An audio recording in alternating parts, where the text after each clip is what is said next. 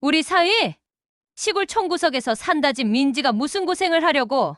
사람들 사이로 웃음과 수군거림이 퍼지고 김명자는 자랑스럽게 말합니다. 내가 운영하는 명성건설 본사만 해도 시내 중심가에 몇천 평이야. 그딴 집이랑은 비교가 안 되지. 민지의 얼굴이 창백해지고 멀리 앉은 박도윤은 굳은 표정으로 술잔만 비웁니다. 그의 손은 술잔을 꽉 쥐고 있고 손등에는 핏줄이 붉어져 있습니다. 장모의 말 한마디 한마디가 칼처럼 그의 가슴을 찢어놓습니다. 하지만 박도윤은 참습니다. 아내를 위해, 가족의 평화를 위해. 그날 밤 차 안에서 민지는 눈물을 흘리고 박도윤은 떨리는 목소리로 말합니다. 괜찮아. 하지만 두 사람 모두 알고 있습니다. 아무것도 괜찮지 않다는 것을요. 안녕하세요. 우리 사연관입니다. 사연 시작 전 무료 버튼인 구독과 알림 설정은 우리 사연관에 큰 힘이 됩니다. 그럼 오늘의 사연 시작하겠습니다. 경상북도 깊은 산골 마을, 이른 아침입니다. 안개가 골짜기를 타고 내려오고 멀리서 닭 우는 소리가 들려옵니다. 장독대 위로 이슬이 맺혀 반짝이고 흙담 사이로 감나무 가지가 바람에 살랑거립니다. 이곳은 박도윤의 집입니다. 38살의 박도윤은 새벽부터 일어나 마당을 쓸고 있습니다. 빗자루를 천천히 움직이며 낙엽을 한쪽으로 모읍니다. 흙집의 벽은 세월의 흔적으로 얼룩져 있지만 박도윤의 손길이 닿은 곳곳은 정갈하게 정돈되어 있습니다. 박도윤은 감나무 아래 서서 잠시 하늘을 올려다봅니다. 촌스럽다 해도 이게 내 뿌리지. 그는 혼잣말로 중얼거립니다. 이 집은 할아버지 때부터 내려온 곳입니다. 낡고 오래되었지만 박도윤에게는 무엇과도 바꿀 수 없는 소중한 공간입니다. 그는 어릴 적 이 마당에서 뛰어놀았고 할아버지의 손을 잡고 감나무에서 감을 따던 기억을 간직하고 있습니다. 이 흙집은 단순한 집이 아니라 그의 정체성이자 자존심입니다. 안방에서 아내 민지가 나옵니다. 35살의 민지는 남편을 바라보며 조용히 미소 짓습니다. 민지는 박도윤의 그런 모습을 존경합니다.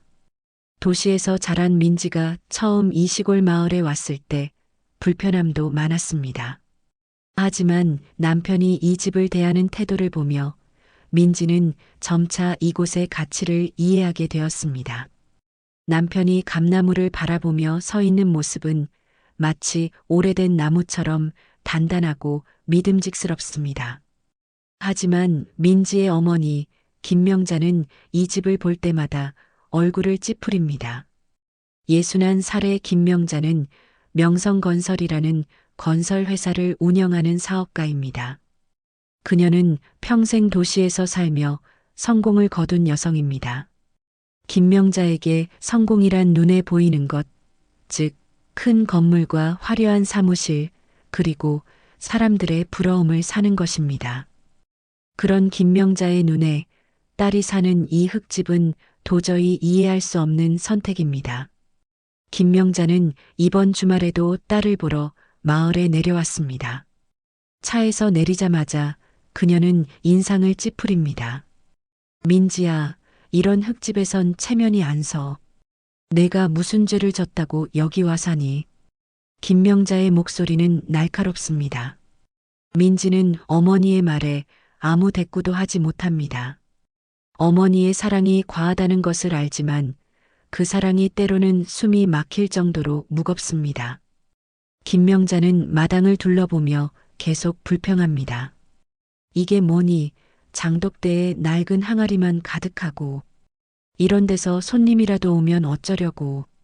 박도윤은 묵묵히 그녀의 말을 듣습니다.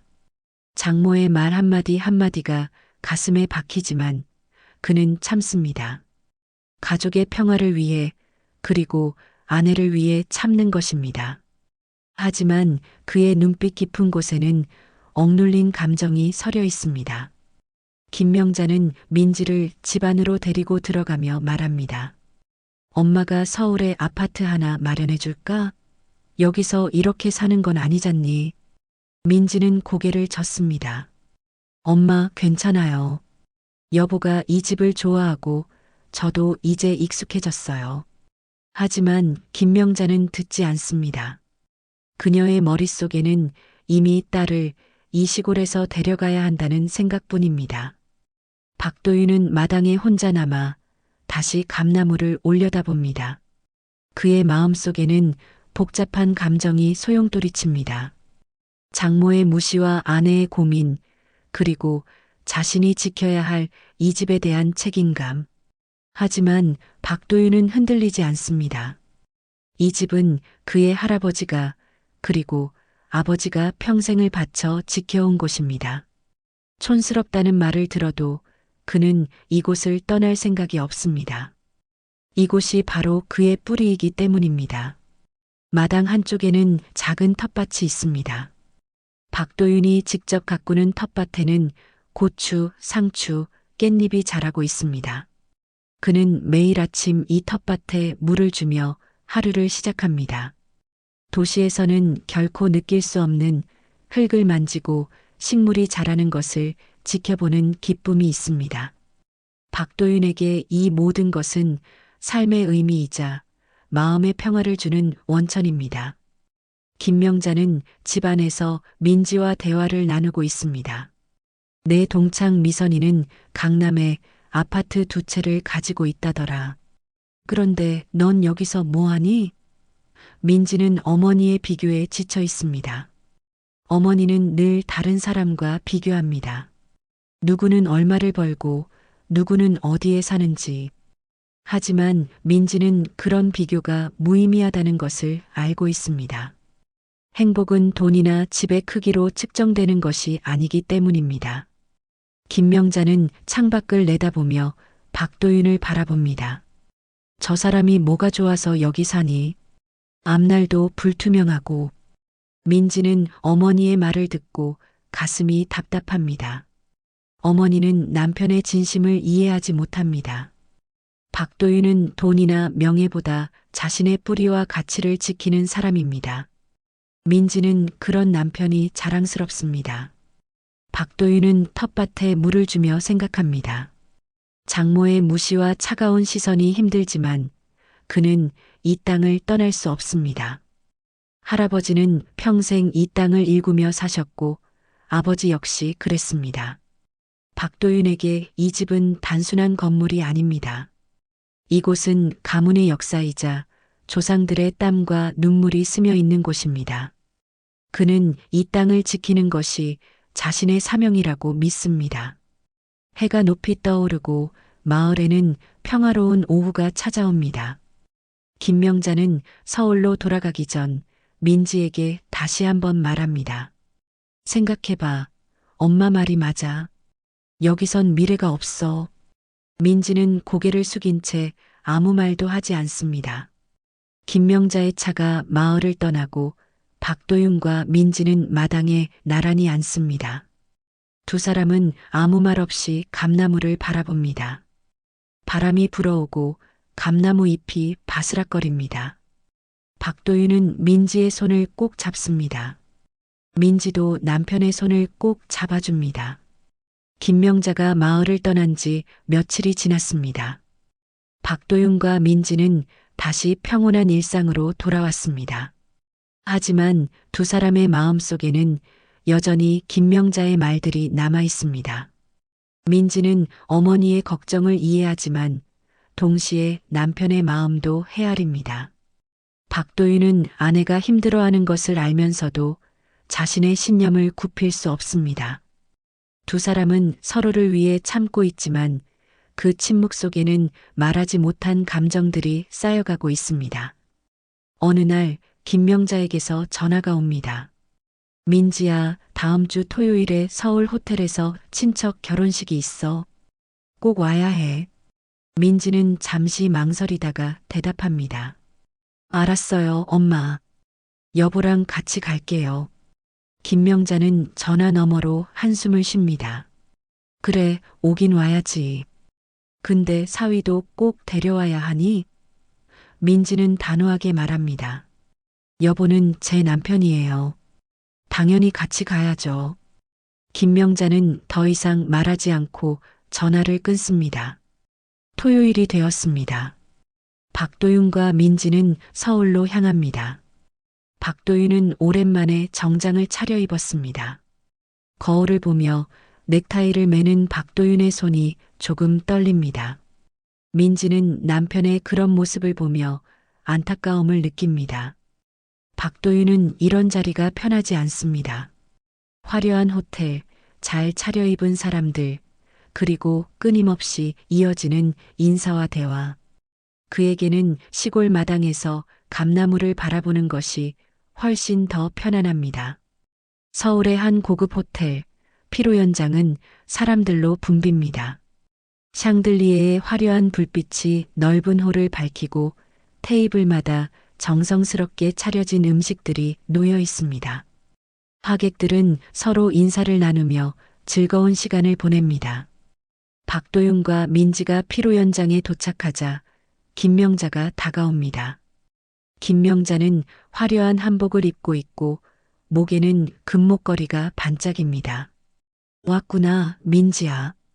김명자는 딸을 반갑게 맞지만 박도윤을 보는 눈빛은 차갑습니다. 피로연이 시작되고 사람들은 음식을 먹으며 담소를 나눕니다.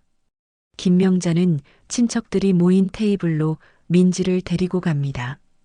박도윤도 따라가지만 김명자는 박도윤을 다른 자리로 안내합니다. 사위는 저쪽 테이블에 앉으세요. 박도윤은 아무 말 없이 지정된 자리로 갑니다. 민지는 어머니의 태도에 불편함을 느끼지만 결혼식장에서 문제를 일으키고 싶지 않아 참습니다. 김명자는 친척들과 이야기를 나누다가 갑자기 큰 소리로 말합니다. 우리 사위, 시골 흙집에서 산다지. 민지가 무슨 고생을 하려고 주변 사람들이 김명자의 말에 귀를 기울입니다. 김명자는 계속 말을 이어갑니다. 요즘 누가 흙집에서 살아? 난 정말 이해가 안 가. 민지가 나한테 무슨 원한이 있나 싶어. 사람들 사이에서 웃음과 수군거림이 퍼집니다. 아니, 요즘 세상에 흙집이라니. 그것도 시골에서 산다고? 사람들의 시선이 박도윤을 향합니다. 박도윤은 멀리 떨어진 테이블에 앉아 있지만 김명자의 목소리를 또렷이 듣습니다. 그의 얼굴이 굳어집니다. 민지는 어머니의 손을 잡으며 조용히 말합니다. 엄마, 그만해요. 하지만 김명자는 멈추지 않습니다. 그녀는 마치 자랑이라도 하듯 계속 말합니다. 내가 운영하는 명성건설 본사만 해도 시내 중심가에 몇천 평이야. 최신 건물의 사무실도 넓고 그딴 흙집이랑은 비교가 안 되지. 사람들은 감탄의 눈빛으로 김명자를 바라봅니다. 역시 명자 언니는 대단해. 건설 회사를 운영하다니 정말 성공했네. 김명자는 사람들의 부러움을 받으며 만족스러운 표정을 짓습니다. 하지만 민지의 얼굴은 점점 창백해집니다. 민지는 어머니가 왜 이렇게까지 남편을 무시하는지 이해할 수 없습니다. 박도윤은 나쁜 사람이 아닙니다. 오히려 성실하고 정직한 사람입니다. 다만 어머니가 원하는 방식으로 살지 않을 뿐입니다. 민지는 눈물이 날 것 같지만 꾹 참습니다. 박도윤은 자리에서 일어나 화장실로 향합니다. 거울 앞에 선 박도윤은 자신의 얼굴을 바라봅니다. 그의 눈빛에는 분노와 슬픔이 뒤섞여 있습니다. 장모의 말 한마디 한마디가 칼처럼 그의 마음을 찌릅니다. 하지만 박도윤은 이를 악물고 참습니다. 여기서 화를 내면 민지만 더 힘들어질 것입니다. 그는 찬물로 얼굴을 씻고 다시 피로연장으로 돌아갑니다. 피로연이 끝나고 사람들은 하나둘 자리를 뜹니다. 박도윤과 민지도 호텔을 나섭니다. 차 안에서 두 사람은 아무 말도 하지 않습니다. 민지는 창밖을 바라보며 눈물을 흘립니다. 박도윤은 운전대를 꽉 쥐고 있습니다. 그의 손등에는 핏줄이 붉어져 있습니다. 민지는 조용히 말합니다. 여보, 미안해요. 엄마가 박도윤은 고개를 젓습니다. 당신 잘못 아니야. 괜찮아. 하지만 박도윤의 목소리는 떨리고 있습니다. 집으로 돌아오는 길, 박도윤의 머릿속에는 장모의 말들이 맴돕니다. 그딴 흙집이랑은 비교가 안 되지. 박도윤은 분합니다. 하지만 동시에 자신이 정말 잘못 살고 있는 것은 아닌지 의문이 듭니다. 아내를 힘들게 하는 것은 아닌지, 자신의 고집 때문에 민지가 고생하는 것은 아닌지. 하지만 박도윤은 곧 고개를 젓습니다. 아닙니다. 이 집은 그의 정체성입니다. 이곳을 포기하는 것은 자신을 포기하는 것과 같습니다. 시골집에 도착했습니다. 밤하늘에는 별이 가득합니다. 박도윤은 차에서 내려 감나무를 바라봅니다. 감나무는 여전히 그 자리에 서 있습니다. 세월이 흘러도 변하지 않는 그 모습이 박도윤에게 위안을 줍니다. 민지도 차에서 내려 남편 옆에 섭니다. 두 사람은 말없이 별을 바라봅니다. 민지는 남편의 손을 잡습니다. 박도윤도 아내의 손을 꼭 잡습니다. 두 사람은 서로에게 말하지 않아도 같은 마음이라는 것을 압니다. 결혼식이 있던 날로부터 이틀이 지났습니다. 박도윤과 민지는 다시 평범한 일상으로 돌아왔지만 두 사람의 마음속에는 여전히 무거운 기억이 남아 있습니다. 박도윤은 새벽부터 일어나 마당 일을 합니다. 민지는 부엌에서 아침 준비를 하며 창밖으로 남편의 뒷모습을 바라봅니다. 두 사람은 서로에게 위로가 되려 애쓰지만 김명자의 모욕은 쉽게 지워지지 않습니다. 이른 아침 마을 방송 스피커에서 갑자기 소리가 울려 퍼집니다. 주민 여러분께 알려드립니다. 고속도로 노선이 확정되었습니다.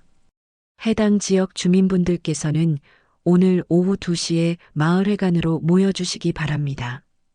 보상 관련 설명회가 진행될 예정입니다. 방송이 끝나자 마을이 술렁이기 시작합니다. 고속도로 노선이 확정되었다는 소식은 마을 사람들에게 큰 관심사입니다. 박도윤은 빗자루를 들고 서서 방송을 듣습니다. 고속도로 노선 이야기는 이미 몇 달 전부터 떠돌던 소문이었습니다. 하지만 정확한 노선이 어디로 지나갈지는 아무도 몰랐습니다. 박도윤은 크게 신경 쓰지 않습니다. 설령 노선이 이 마을을 지나간다 해도 자신의 집까지 영향을 받을 것이라고는 생각하지 않기 때문입니다. 박도윤은 다시 마당 일을 시작합니다. 오전이 되자 이웃 사람들이 하나둘 박도윤의 집 앞으로 모여들기 시작합니다. 마을 이장인 김춘식이 가장 먼저 달려옵니다. 도윤아, 큰일 났어. 김춘식의 목소리는 흥분으로 떨리고 있습니다. 박도윤은 고개를 들어 이장을 바라봅니다. 무슨 일이세요, 이장님? 김춘식은 숨을 헐떡이며 말합니다. 고속도로 노선이 내 집을 지나간다더라. 군청에서 미리 확인한 사람들이 벌써 소문을 퍼뜨리고 있어. 박도윤은 잠시 멍하니 서 있습니다. 자신의 집이 노선에 걸린다는 말이 믿기지 않습니다. 이내 다른 이웃들도 몰려옵니다. 도윤이네 집이 노선 한가운데 걸렸다면서? 보상금이 얼마나 나올까? 그 집이 노선 핵심 구간이라던데? 사람들은 저마다 한마디씩 합니다. 박도윤은 혼란스럽습니다. 민지도 집안에서 나와 남편 옆에 섭니다. 여보, 정말 우리 집이요? 박도윤은 대답하지 못합니다. 이장 김춘식이 다시 말합니다. 오후 2시에 설명회 가면 정확히 알 수 있어. 일단 가보자. 박도윤은 고개를 끄덕입니다. 이웃들은 계속 웅성거리며 이야기를 나눕니다. 도윤이 운 좋네. 그 집이 얼마나 오래됐는데 이제 대박 나는 거 아니야? 보상금이 몇 억은 나올 거야. 부럽다, 정말. 사람들의 말 속에는 부러움과 질투가 섞여 있습니다. 박도윤은 마당에 서서 자신의 집을 바라봅니다. 할아버지가 지으신 이 집, 아버지가 평생 지켜온 이 집이 고속도로에 편입될 수도 있다는 사실이 현실처럼 느껴지지 않습니다. 민지는 남편의 팔을 붙잡습니다. 여보, 어떡해요? 박도윤은 아내를 바라보며 조용히 말합니다. 일단 설명회에 가보자. 정확한 이야기를 들어봐야 알 수 있어. 오후 2시 마을에 가는 사람들로 가득 찹니다. 주민들은 저마다 긴장한 표정으로 자리에 앉아 있습니다. 군청 담당자와 고속도로 공사 관계자들이 앞에 서서 준비를 합니다. 박도윤과 민지도 회관 한쪽에 앉습니다. 민지는 남편의 손을 꼭 잡고 있습니다. 박도윤의 손은 차갑습니다. 긴장하고 있는 것입니다. 담당자가 마이크를 잡고 말합니다. 주민 여러분, 오늘은 고속도로 노선 확정과 보상에 대한 설명을 드리겠습니다. 먼저 지도를 보시겠습니다. 스크린에 마을 지도가 나타납니다. 붉은 선이 마을을 가로지르고 있습니다. 담당자가 레이저 포인터로 지도를 가리키며 설명합니다. 이 붉은 선이 고속도로 노선입니다. 보시다시피 마을 중심부를 지나가게 됩니다. 사람들은 숨을 죽이고 지도를 바라봅니다. 담당자가 계속 말합니다. 노선에 편입되는 주택과 토지는 보상 대상입니다. 이제 개별 보상 내역을 발표하겠습니다. 담당자는 명단을 하나씩 읽어 내려갑니다. 김춘식 씨 토지, 보상액 3천만 원. 이영애 씨 주택, 보상액 5천만 원. 사람들은 저마다 자신의 이름이 불리기를 기다립니다. 그리고 드디어 담당자가 박도윤의 이름을 부릅니다. 박도윤 씨 주택과 토지. 회관이 순간 조용해집니다. 모든 사람의 시선이 박도윤에게 쏠립니다. 담당자가 잠시 숨을 고르고 말합니다. 박도윤 씨 주택과 토지는 고속도로 핵심 구간으로 편입됩니다. 보상액은 담당자가 잠시 멈칫합니다. 그리고 천천히 말합니다. 15억 원입니다. 회관이 술렁입니다. 15억? 진짜 15억이라고? 사람들의 목소리가 웅성거립니다. 박도윤은 자리에 앉은 채 움직이지 못합니다. 10억이라는 숫자가 믿기지 않습니다. 민지는 눈을 크게 뜨고 남편을 바라봅니다. 여보, 15억이래요. 민지의 목소리도 떨립니다. 박도윤은 천천히 고개를 끄덕입니다. 하지만 실감이 나지 않습니다. 담당자가 설명을 이어갑니다. 박도윤 씨 부지는 고속도로 인터체인지가 설치되는 핵심 위치입니다. 따라서 보상액이 다른 곳보다 높게 책정되었습니다. 자세한 내용은 개별 상담을 통해 안내드리겠습니다. 설명회가 끝나고 사람들은 박도윤 부부를 둘러쌉니다. 도윤아, 대박 났구나. 축하해. 부럽다, 정말. 사람들의 축하 속에서도 박도윤의 표정은 복잡합니다. 회관을 나서는 박도윤과 민지. 민지는 남편의 손을 꼭 잡으며 조용히 말합니다. 여보, 어제 엄마가 모욕한 그 집이 오늘은 15억이 됐어요. 민지의 목소리에는 묘한 감정이 섞여 있습니다. 안도감과 동시에 어머니에 대한 서운함도 느껴집니다. 박도윤은 하늘을 올려다봅니다. 푸른 하늘에 구름이 천천히 흘러갑니다. 박도윤은 생각합니다. 촌스럽다던 이 집이 이제는 모든 것을 바꿀 수 있는 기회가 되었습니다. 하지만 박도윤의 마음은 편하지 않습니다. 이 집은 단순히 돈으로 환산할 수 없는 곳입니다. 할아버지의 흔적, 아버지의 추억, 그리고 자신의 뿌리가 담긴 곳입니다. 보상금이 아무리 크다 해도 이 집을 잃는다는 것은 박도윤에게 큰 상실입니다. 민지는 남편의 복잡한 심경을 이해합니다. 민지도 이 집에 애착을 느끼고 있기 때문입니다. 집으로 돌아온 두 사람은 마당에 앉습니다. 감나무 그늘 아래 두 사람은 말없이 시간을 보냅니다. 박도윤은 땅을 바라보며 생각합니다. 이 땅이 곧 사라질 것입니다. 고속도로가 지나가면 이 모든 것이 사라집니다. 민지는 남편의 어깨에 머리를 기댑니다. 여보, 괜찮아요? 박도윤은 고개를 끄덕입니다. 응, 괜찮아. 하지만 박도윤의 목소리는 떨리고 있습니다. 보상금 소식이 마을에 퍼진 지 하루가 지났습니다. 박도윤의 집 앞에는 이른 아침부터 사람들의 발길이 끊이지 않습니다. 이웃들은 축하한다며 찾아오고 먼 친척들도 연락을 해옵니다. 박도윤은 사람들을 맞이하며 정중하게 인사하지만 마음 한편은 무겁기만 합니다. 15억이라는 거금도 중요하지만 이 집을 잃는다는 사실이 그를 괴롭힙니다. 민지는 부엌에서 차를 준비하며 창밖을 바라봅니다. 마당에서 남편이 사람들과 이야기를 나누는 모습이 보입니다. 민지는 문득 어머니 생각이 납니다. 어제 그 결혼식장에서 남편을 모욕했던 어머니, 흙집을 무시하고 명성건설 본사를 자랑하던 어머니. 민지는 핸드폰을 꺼내 어머니에게 전화를 걸까 망설입니다. 하지만 곧 핸드폰을 내려놓습니다. 아직은 때가 아닌 것 같습니다. 그런데 오후가 되자 예상치 못한 손님이 찾아옵니다. 김명자입니다. 김명자는 검은색 승용차를 타고 마을에 도착합니다. 차에서 내린 김명자는 선글라스를 벗으며 주변을 둘러봅니다. 마을 사람들이 김명자를 보며 수군거립니다. 저분이 도윤이 장모님이지?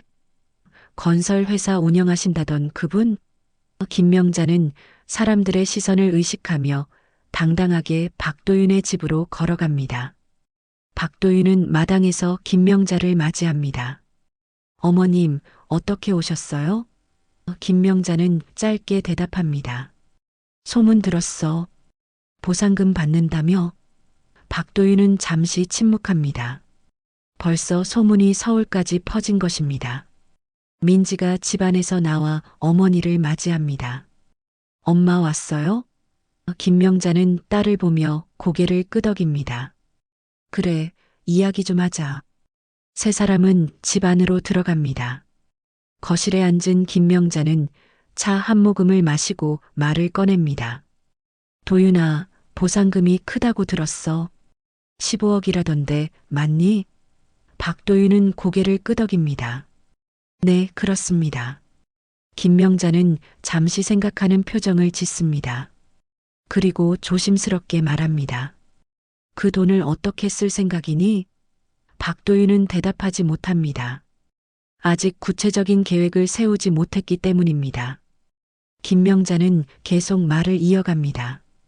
보상금이 크다 해도 내가 그걸 제대로 관리할 수 있겠니? 돈이라는 게 있을 때는 많아 보여도 순식간에 사라지는 거야. 결국 다 날려버릴 거야. 김명자의 말투에는 걱정보다는 무시가 담겨 있습니다. 박도윤은 그녀의 말을 듣고 가슴이 답답해집니다. 민지는 어머니의 말에 얼굴을 찌푸립니다. 엄마, 그런 식으로 말하지 마세요. 하지만 김명자는 멈추지 않습니다. 민지야, 엄마 말이 틀렸니? 도윤이가 평생 시골에서 살았는데 갑자기 큰 돈을 손에 쥐면 어떻게 되겠니? 사기라도 당하면 어쩌려고. 김명자의 말에는 박도윤을 무시하는 뉘앙스가 가득합니다. 박도윤은 꾹 참고 대답합니다. 어머님, 걱정해 주셔서 감사합니다. 하지만 저도 신중하게 생각하겠습니다.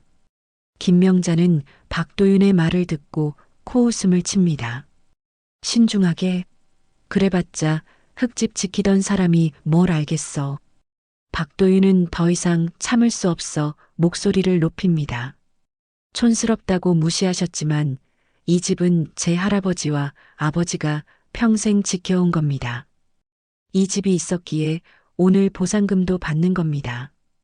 박도윤의 목소리에는 억눌린 감정이 터져 나옵니다. 김명자는 박도윤의 반응에 당황합니다. 하지만 곧 자세를 바로잡으며 말합니다. 그래, 보상금 받는 건 좋아. 하지만 그게 내 능력으로 번 돈이니? 그냥 운이 좋았을 뿐이잖아. 김명자의 말은 날카롭습니다. 민지는 어머니의 손을 잡으며 애원합니다. 엄마, 제발 그만해요. 여보는 잘못한 게 없어요. 김명자는 딸의 손을 뿌리치며 일어섭니다. 민지야, 엄마는 너 걱정해서 하는 말이야. 이 사람이 돈 관리를 제대로 못하면 결국 너만 고생하는 거야. 김명자는 가방을 집어들며 다시 말합니다. 그리고 말이야, 그래봤자 흙집이지. 우리 명성건설 본사 같은 건물은 못 따라와. 그 본사만 해도 시내 중심가에 있고 건물 가치만 수십억은 돼. 김명자는 자신의 회사를 자랑하며 박도윤을 다시 한번 무시합니다. 박도윤은 주먹을 꽉 쥡니다. 손톱이 손바닥을 파고들지만 그는 참습니다. 김명자는 현관으로 향하며 마지막으로 말합니다. 도윤아, 내 말 잘 들어.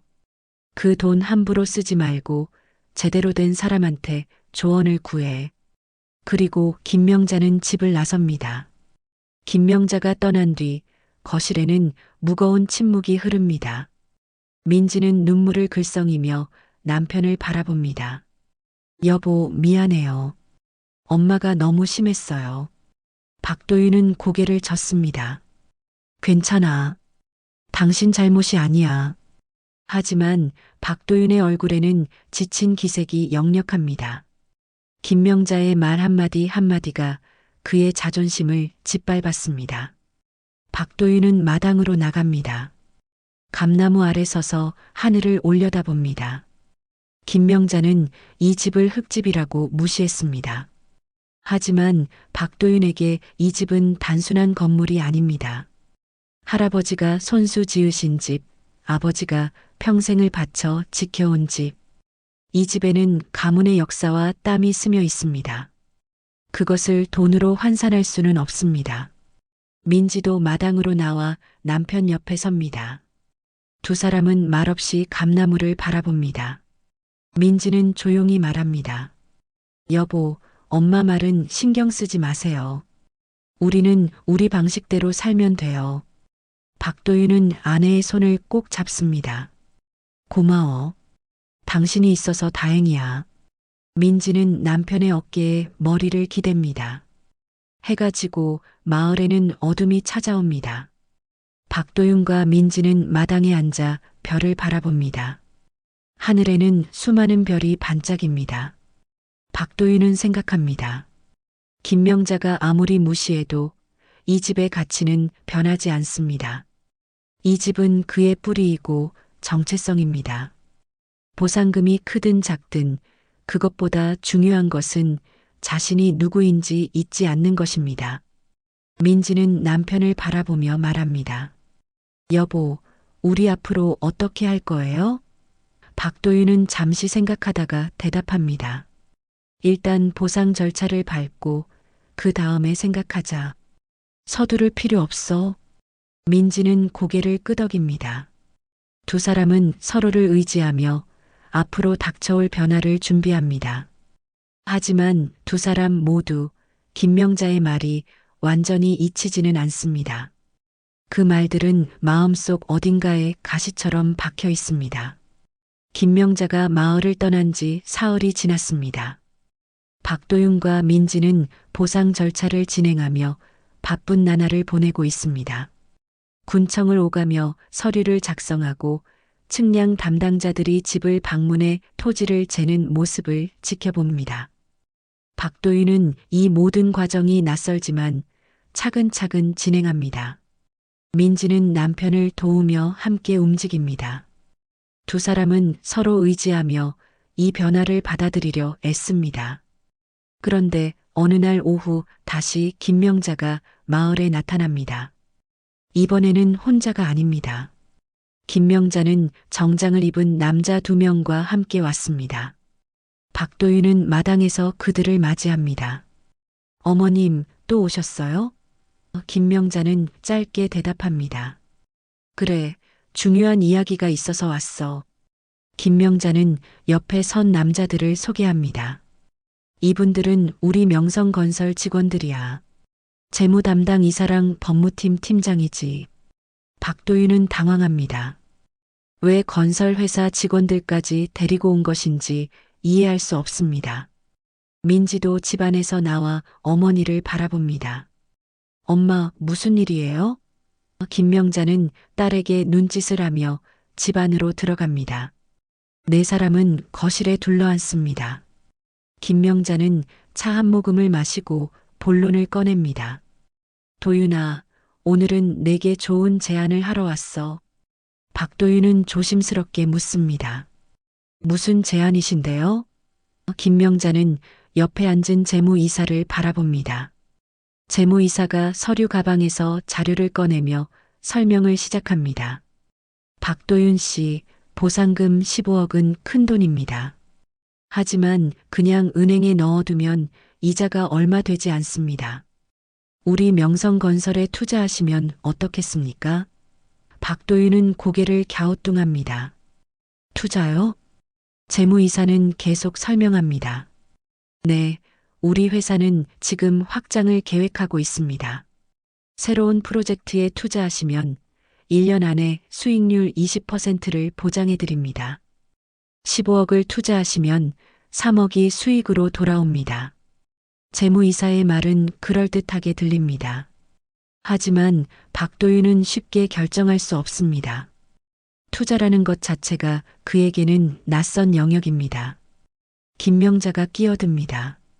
도윤아, 이건 정말 좋은 기회야. 우리 회사는 믿을 수 있어. 내가 직접 운영하는 회사인데 사위한테 손해를 끼치겠니? 김명자의 말에는 자신감이 넘칩니다. 하지만 박도윤은 여전히 망설입니다. 민지도 불안한 표정으로 남편을 바라봅니다. 여보, 어떻게 생각해요? 박도윤은 잠시 생각하다가 입을 엽니다. 어머님, 감사합니다. 하지만 저는 그 돈을 함부로 쓸 생각이 없습니다. 이 집과 이 땅은 제 자존심입니다. 보상금도 신중하게 사용하고 싶습니다. 박도윤의 대답은 단호합니다. 김명자의 얼굴이 굳어집니다. 뭐, 함부로 쓴다고? 이게 함부로 쓰는 거니? 이건 투자야, 투자. 법무팀 팀장이 옆에서 거듭니다. 박도윤 씨, 이 기회를 놓치면 후회하실 겁니다. 우리 회사는 신뢰할 수 있는 곳입니다. 계약서도 완벽하게 준비되어 있습니다. 팀장은 계약서 초안을 테이블 위에 펼칩니다. 박도윤은 계약서를 힐끗 보지만 읽어볼 생각도 하지 않습니다. 죄송합니다. 하지만 저는 투자할 생각이 없습니다. 김명자는 화가 치밀어 오릅니다. 도윤아, 넌 지금 뭐 하는 거니? 내가 호의로 이렇게 기회를 주는데 거절하는 거야? 김명자의 목소리가 높아집니다. 박도윤은 침착하게 대답합니다. 어머님, 저는 제 방식대로 하고 싶습니다. 이 돈은 단순한 돈이 아닙니다. 할아버지와 아버지의 땀이 담긴 돈입니다. 함부로 투자할 수 없습니다. 김명자는 자리에서 벌떡 일어납니다. 사위 주제에 감히 내 말을 거절해? 내가 누군지 알아? 김명자의 얼굴이 붉게 달아오릅니다. 민지는 어머니와 남편 사이에서 울부짖습니다. 엄마, 제발 그만해요. 여보도 생각이 있어서 그런 거예요. 하지만 김명자는 듣지 않습니다. 민지야, 넌 가만히 있어.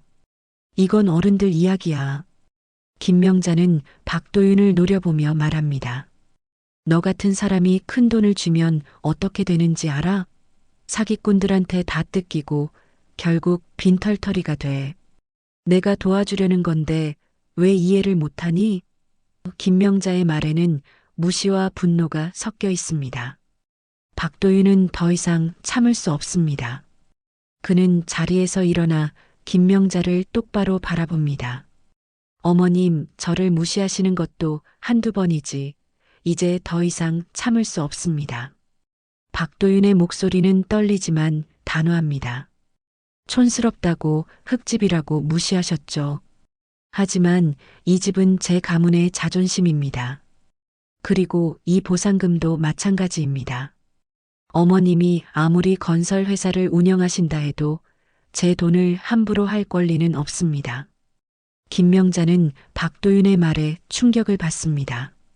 사위가 이렇게 정면으로 대항한 것은 처음입니다. 김명자는 손가락으로 박도윤을 가리키며 소리칩니다. 너 지금 나한테 대들고 있는 거니?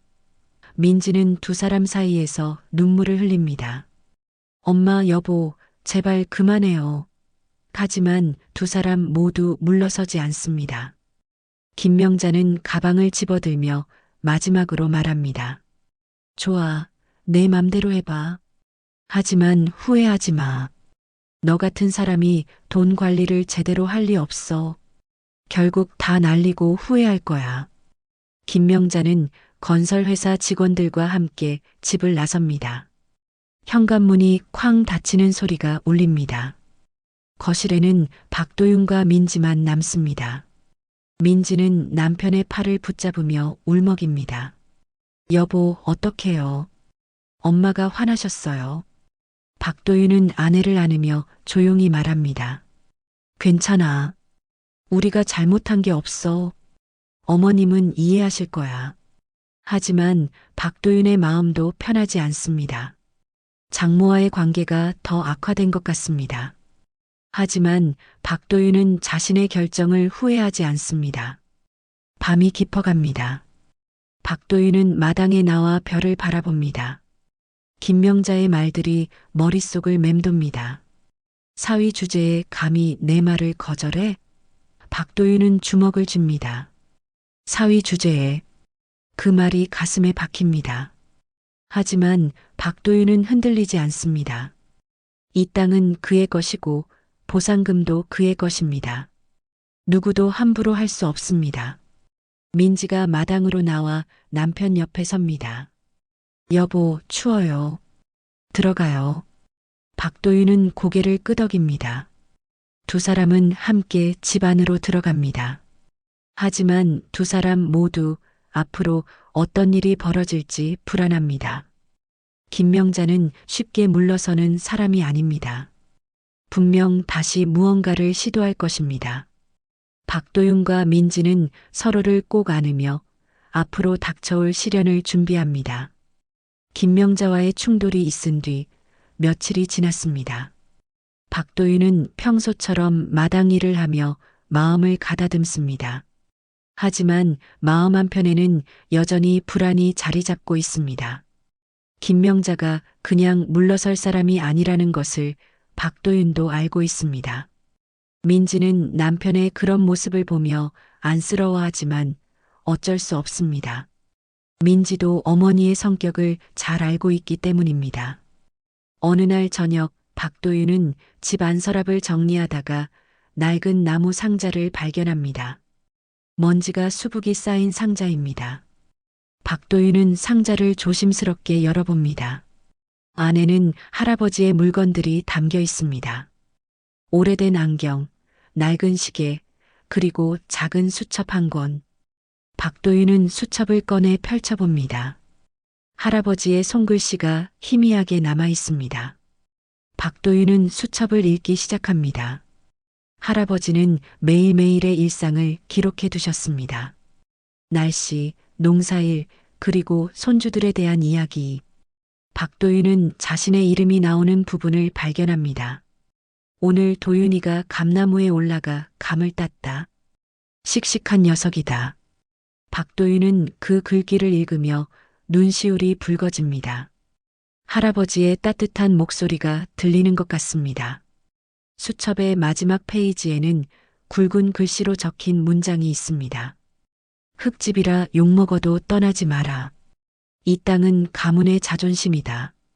돈보다 중요한 것은 뿌리를 잇지 않는 것이다. 박도윤은 그 글귀를 읽고 또 읽습니다.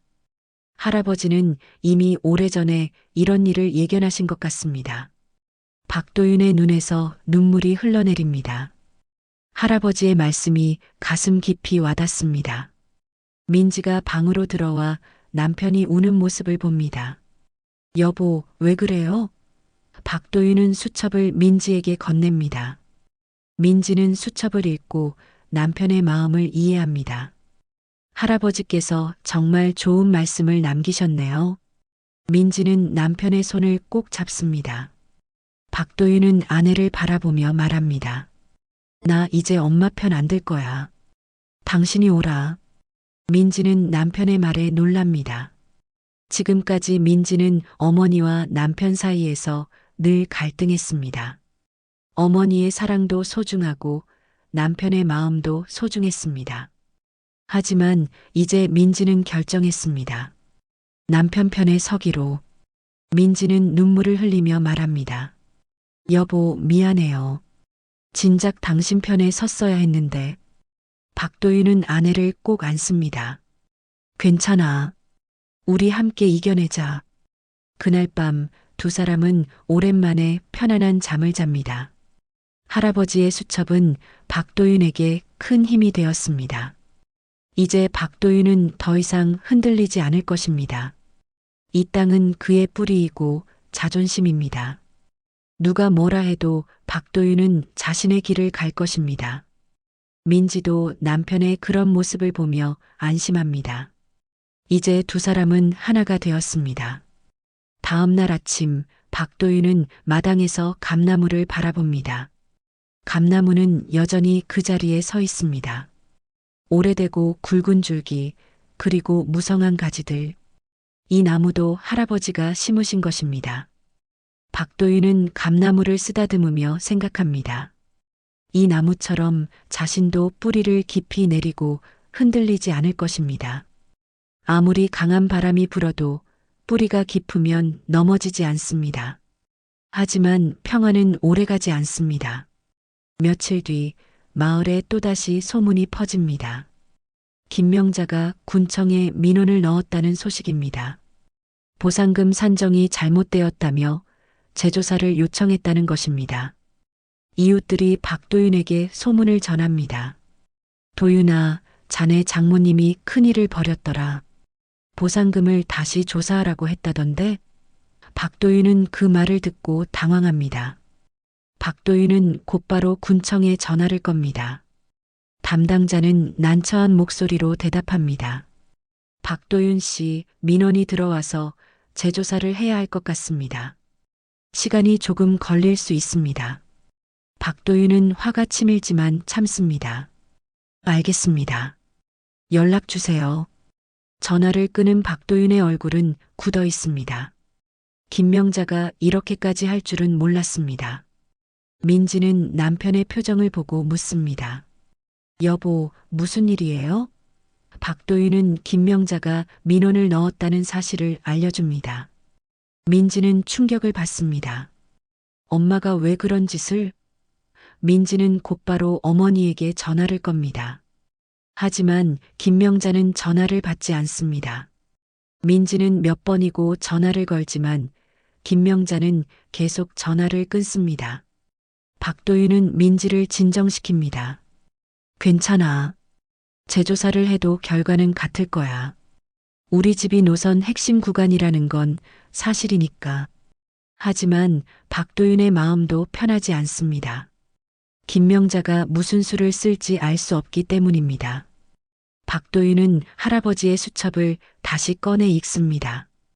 흙집이라 욕먹어도 떠나지 마라. 박도윤은 그 글귀를 되새기며 마음을 다잡습니다. 며칠이 지나고 군청에서 연락이 옵니다. 재조사 결과 보상금 산정에는 문제가 없다는 통보입니다. 박도윤은 안도의 한숨을 쉽니다.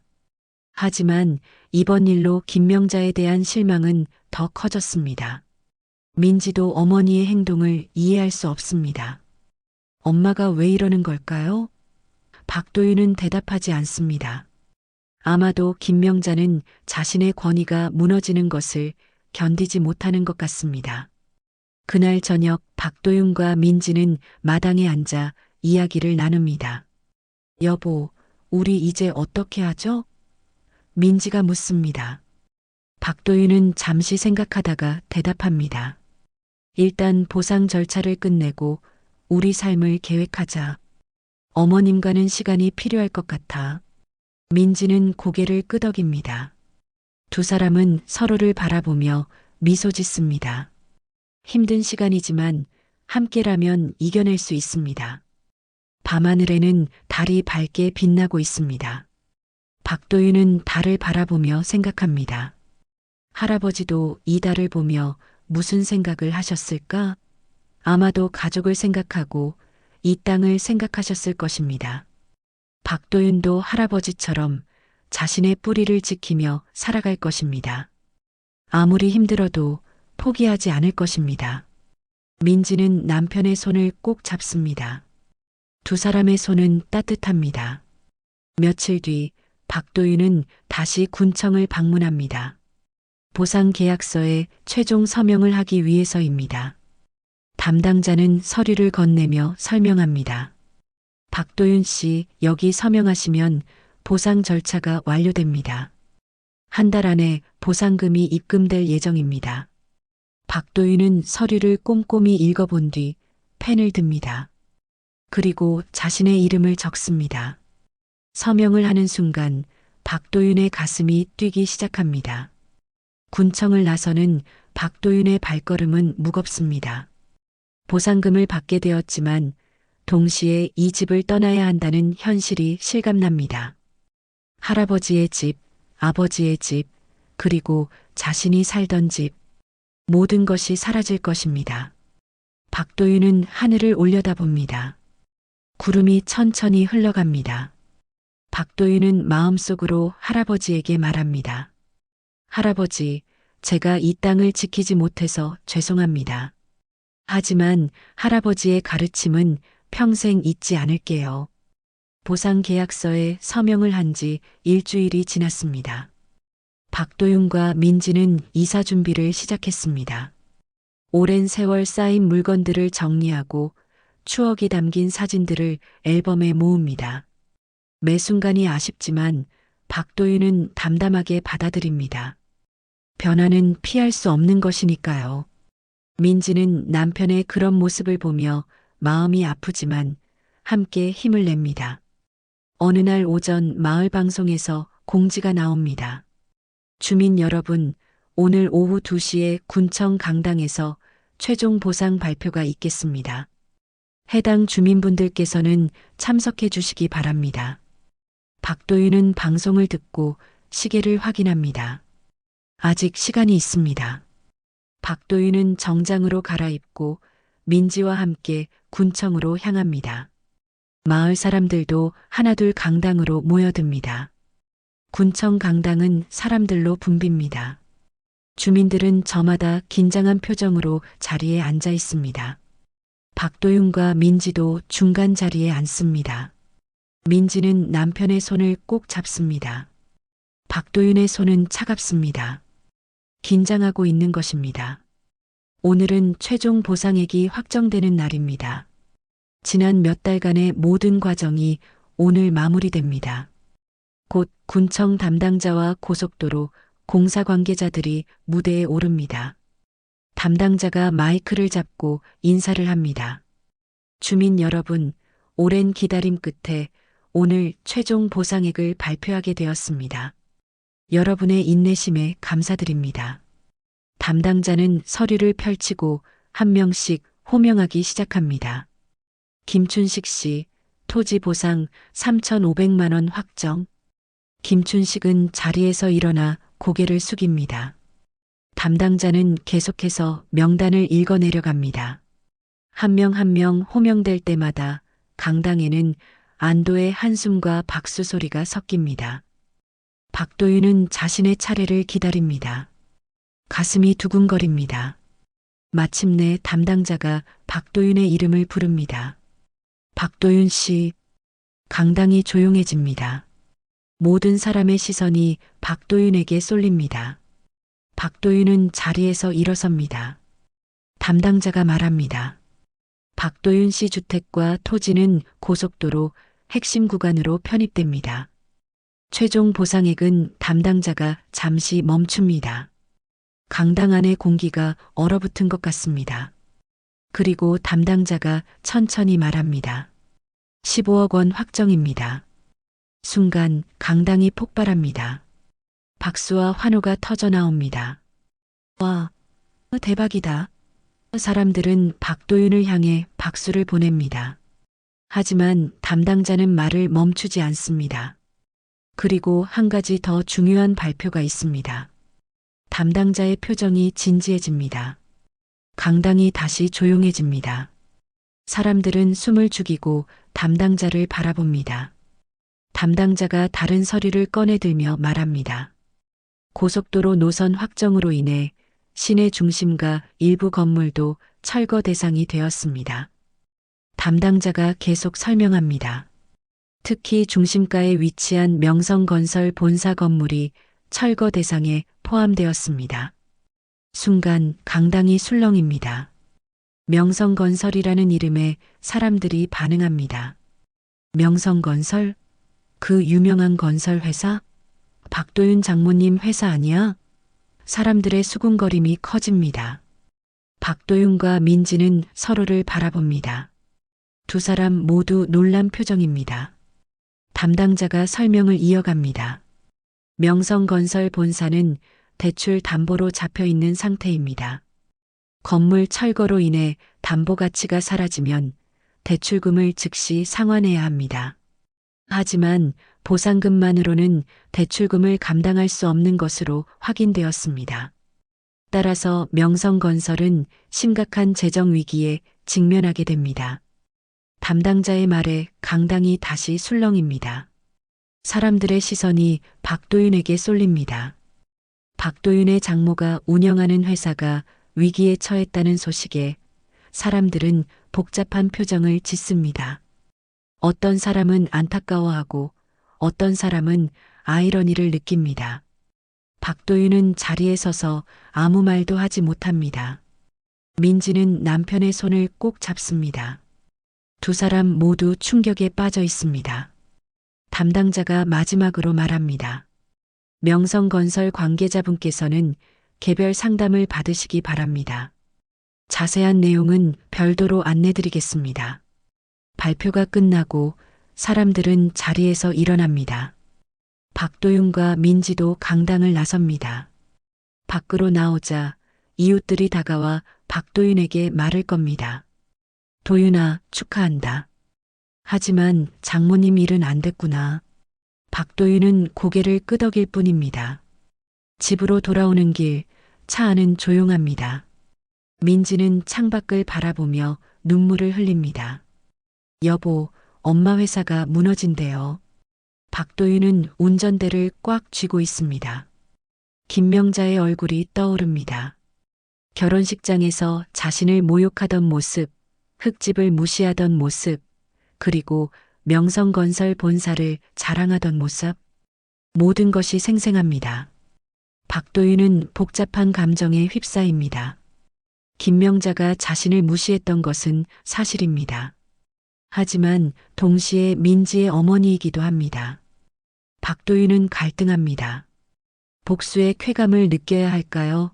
아니면 안타까워해야 할까요? 박도윤은 아직 답을 찾지 못했습니다. 민지는 남편의 고민을 압니다. 민지도 마찬가지입니다. 어머니가 잘못했지만 그래도 어머니입니다. 집에 도착한 두 사람은 마당에 앉습니다. 감나무 그늘 아래 두 사람은 말없이 시간을 보냅니다. 박도윤은 하늘을 올려다봅니다. 구름이 천천히 흘러갑니다. 박도윤은 할아버지의 수첩을 떠올립니다. 흙집이라 욕먹어도 떠나지 마라. 이 땅은 가문의 자존심이다. 할아버지의 말씀이 다시 가슴에 와닿습니다. 그날 저녁 뉴스에서 명성건설 소식이 나옵니다. 명성건설 고속도로 노선 확정으로 본사 철거 위기. 재정 악화로 부도 가능성 제기. 앵커의 목소리가 차갑게 들립니다. 민지는 텔레비전을 끕니다. 여보, 엄마한테 전화해 볼까요? 박도윤은 잠시 생각하다가 고개를 끄덕입니다. 그래, 해봐. 민지는 핸드폰을 꺼내 어머니에게 전화를 겁니다. 하지만 김명자는 전화를 받지 않습니다. 민지는 몇 번이고 전화를 걸지만 김명자는 계속 전화를 끊습니다. 민지는 눈물을 흘립니다. 여보, 엄마가 전화를 안 받아요. 박도윤은 아내를 안으며 말합니다. 어머님도 지금 많이 힘드실 거야. 시간을 좀 드리자. 민지는 남편의 품에서 울먹입니다. 박도윤도 마음이 무겁습니다. 밤이 깊어갑니다. 박도윤은 마당에 나와 별을 바라봅니다. 오늘 하루는 정말 긴 하루였습니다. 자신의 집은 15억의 가치를 인정받았지만 동시에 장모의 회사는 무너졌습니다. 아이러니한 상황입니다. 촌스럽다던 흙집이 대박이 났고 자랑하던 본사 건물이 철거 대상이 되었습니다. 박도윤은 씁쓸한 웃음을 짓습니다. 민지가 마당으로 나와 남편 옆에 섭니다. 여보, 무슨 생각해요? 박도윤은 잠시 침묵하다가 대답합니다. 어머님 생각. 민지는 고개를 끄덕입니다. 저도요. 두 사람은 말없이 별을 바라봅니다. 하늘에는 수많은 별이 반짝입니다. 박도윤은 생각합니다. 앞으로 어떤 일이 벌어질지 알 수 없지만 자신은 할아버지의 가르침을 잊지 않을 것입니다. 뿌리를 잊지 않고 자존심을 지키며 살아갈 것입니다. 보상 발표가 있은 지 사흘이 지났습니다. 박도윤과 민지는 여전히 김명자와 연락이 닿지 않습니다. 민지는 하루에도 몇 번씩 어머니에게 전화를 걸지만 김명자는 계속 전화를 받지 않습니다. 민지는 걱정이 이만저만이 아닙니다. 여보, 엄마한테 무슨 일이 생긴 건 아닐까요? 박도윤은 아내를 진정시킵니다. 괜찮을 거야. 어머님도 시간이 필요하실 거야. 그런데 그날 아침 신문 일면에 충격적인 기사가 실립니다. 명성건설, 본사 철거 여파로 부도 위기, 대출금 상환 불가로 법정 관리 검토.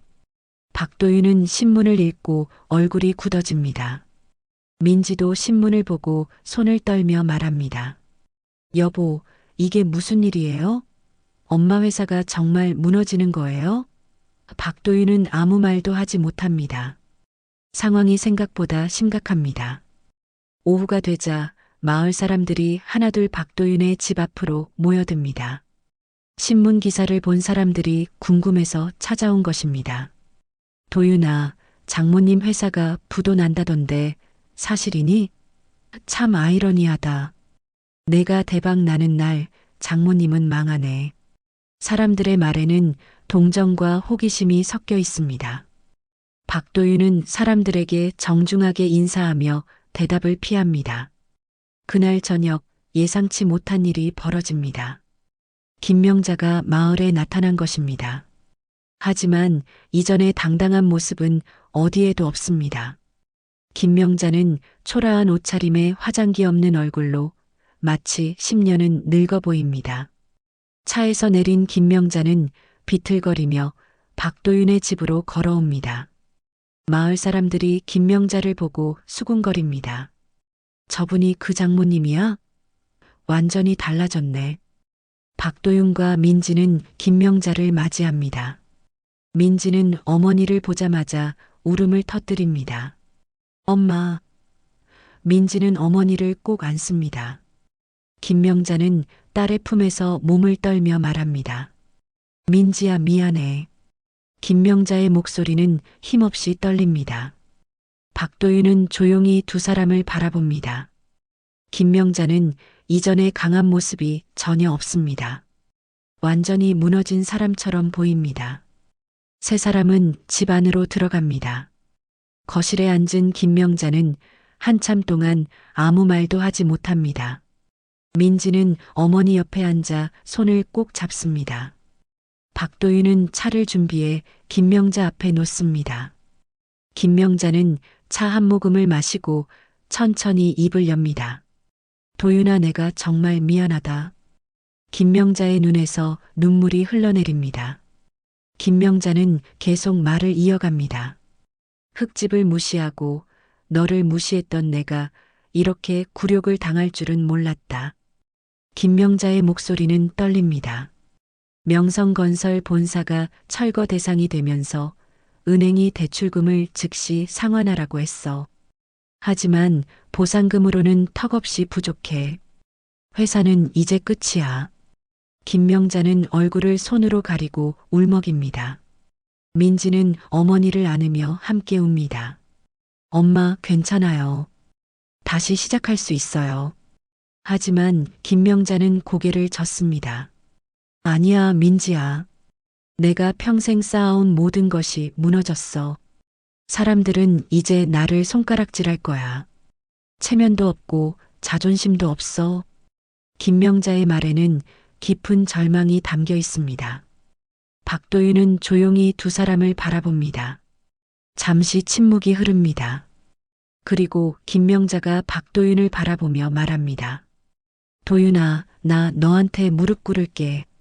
김명자는 자리에서 일어나 박도윤 앞에 무릎을 꿇으려 합니다.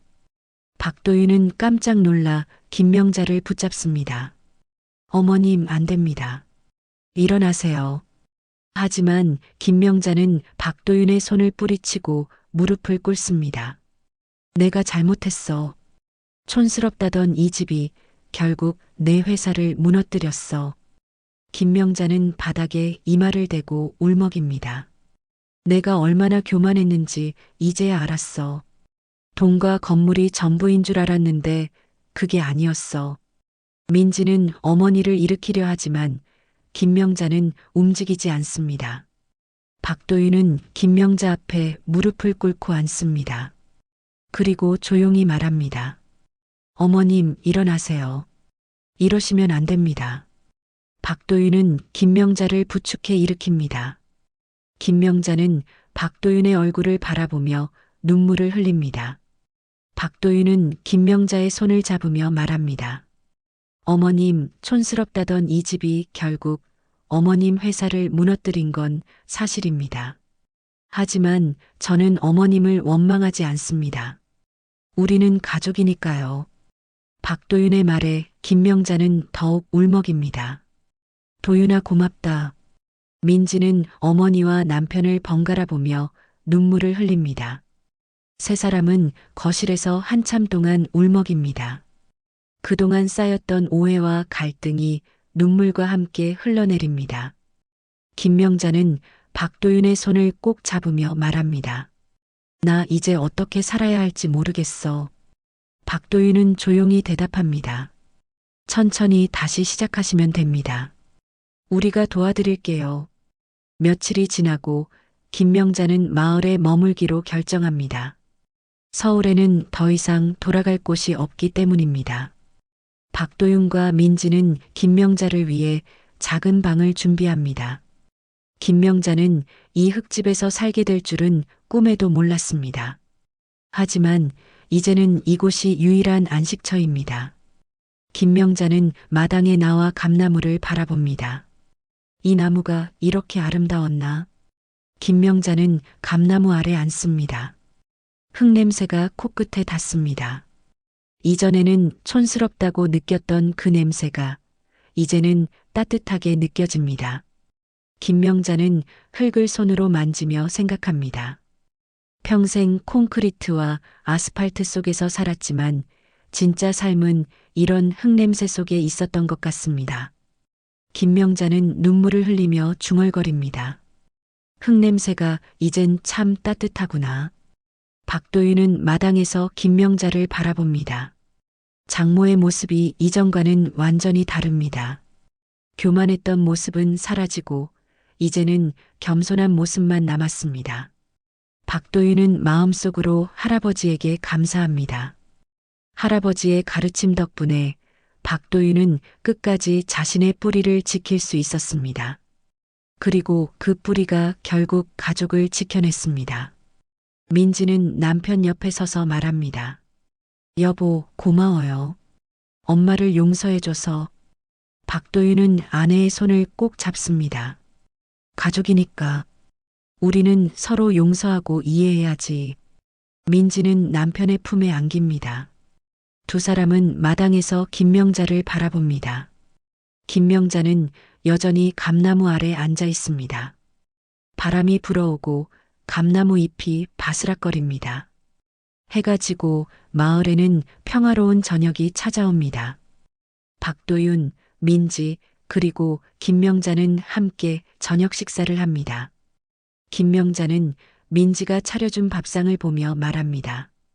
이렇게 소박한 밥상이 이렇게 맛있을 줄 몰랐어. 세 사람은 함께 웃습니다. 오랜만에 평화로운 시간입니다. 갈등과 오해는 이제 과거가 되었습니다. 식사를 마치고 세 사람은 마당에 나와 별을 바라봅니다. 하늘에는 수많은 별이 반짝입니다. 김명자는 별을 보며 말합니다. 도시에서는 별이 잘 안 보였는데 여기서는 이렇게 잘 보이네. 박도윤은 고개를 끄덕입니다. 네, 어머님.